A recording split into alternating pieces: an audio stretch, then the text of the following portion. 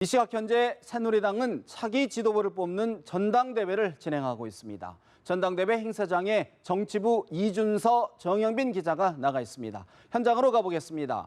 이준서 기자. 네, 저희는 지금 새누리당 전당대회가 열리는 잠실 실내체육관에 나와 있습니다. 네, 이곳 전당대회장 열기가 굉장히 뜨겁습니다. 약 2시간 전부터는 공식 행사가 진행되고 있습니다. 현재는 당 대표와 최고위원 후보자들이 정견 발표를 이어가고 있습니다. 당 대표 주자는 기호순으로 이정현, 한송교, 주호영, 이주영 4파전입니다. 지금 당권 주자 중에서는 마지막으로 이주영 후보가 정견 발표에 들어갔습니다. 정견 발표가 모두 끝나면 본격적으로 대의원 투표가 진행됩니다. 투표 대상 대의원은 약 9,100명입니다. 오늘 이곳 현장에는 약 6,700명이 참석한 것으로 파악되고 있습니다. 그저께 실시된 전국 선거인단 투표가 70%, 그리고 오늘 대의원 현장 투표 결과가 30% 반영됩니다. 막판까지 박빙 판세라는 관측이 많습니다. 따라서 오늘 현장 투표가 변수가 될 것으로 보입니다. 개표 결과는 저녁 7시쯤 나옵니다. 박관용 선관위원장이 당선자를 발표하고 당선자 수락 연설까지 진행되면 오늘 행사가 모두 마무리됩니다. 네, 정 기자, 이제 잠시 뒤면 현장 투표가 시작될 텐데 관전 포인트 어떤 걸로 짚을 수 있을까요? 네, 일단 이번 전대에는 거물급 주자들이 나오지 않으면서 판세가 지금 막판까지도 우리무중이다, 안개속이다 이런 평가가 많습니다. 전체적으로는 친박계와 비박계 간 대파 대결 양상, 조직력의 싸움을 보이고 있다 이렇게 볼 수 있을 것 같습니다. 당권 레이스 막판에 불거진 것이 이른바 오더 투표 논란인데요. 그러니까 친박계와 비박계가 각각 이정현 후보 그리고 주호영 후보에게 투표할 것을 지시했다 이런 논란이 일었습니다. 그래서 이 논란이 현장 표심, 그러니까 오늘 대의원 투표에 어떤 영향을 미칠 것인지가 주목되고 있습니다. 비박계 분명한 단일화의 파괴력, 이 여부에 대해서도 관심이 쏠리고 있는데요. 김용태, 정병국 의원에 이어서 주호영 의원이 현재 비박계 단일 후보로 나와 있는 상태입니다. 비박계 좌장으로 꼽히는 김무성 전 대표는 적극적으로 주호영 후보의 지지 의사를 밝히기도 했습니다. 네, 그렇군요. 또 하나 오늘 전당대회에서 주목될 부분은 바로 박근혜 대통령의 참석입니다. 새누리당의 요청에 따라 당원 자격으로 참석해 축사를 마쳤습니다. 박근혜 대통령 조금 전에 축사를 마치고 떠난 상황입니다. 축사에서 박근혜 대통령은 정치의 변화를 이끌어내는 것이야말로 새누리당의 소명이라며 새누리당부터 새롭게 거듭나야 한다고 당부했습니다. 박 대통령은 그러면서 서로의 정치적 이해관계를 따지며 반목하지 말고 국민을 위한 정치를 해야 하는데 하나가 돼야 한다고 강조했습니다. 오늘 선출되는 차기 지도부에 대해서도 어느 때보다 투철한 국가관을 갖고 나라가 흔들리거나 분열되지 않도록 바로잡아달라고 주문했습니다.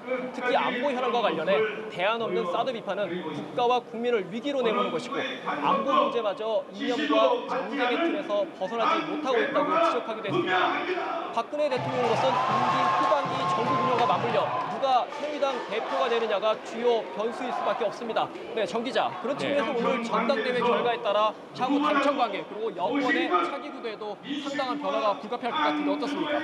네, 말씀하신 대로 오늘 당대표가 누가 선출되느냐에 따라서 향후 당청 관계는 크게 180도 달라질 수밖에 없다 이렇게 볼 수밖에 없을 것 같습니다.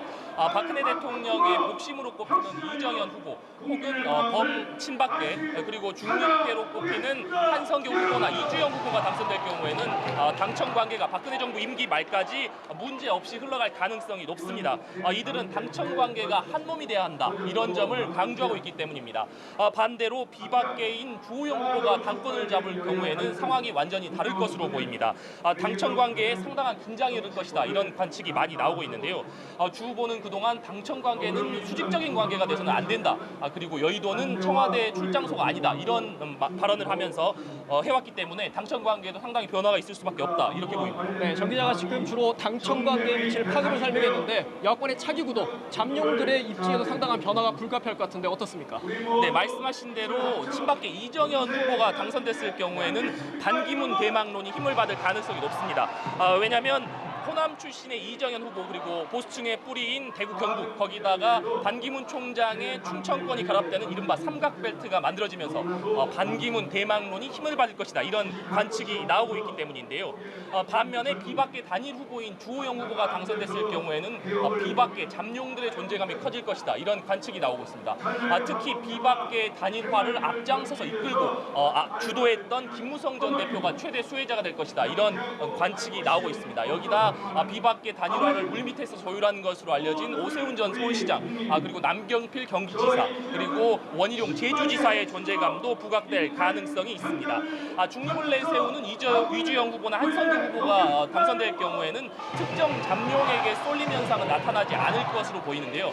다만 올해 연말에 대선 전국에서 대선 레이스가 조기에 점화될 것이다, 이런 관측이 나오고 있습니다. 네, 알겠습니다. 이제 잠시 후면 최고위원들의 정견 발표가 이어질 것으로 보입니다. 오늘 전당대회는 새누리당이 이른바 단일성 지도체제로 전환한 이후 처음 치러지는 전당대회입니다.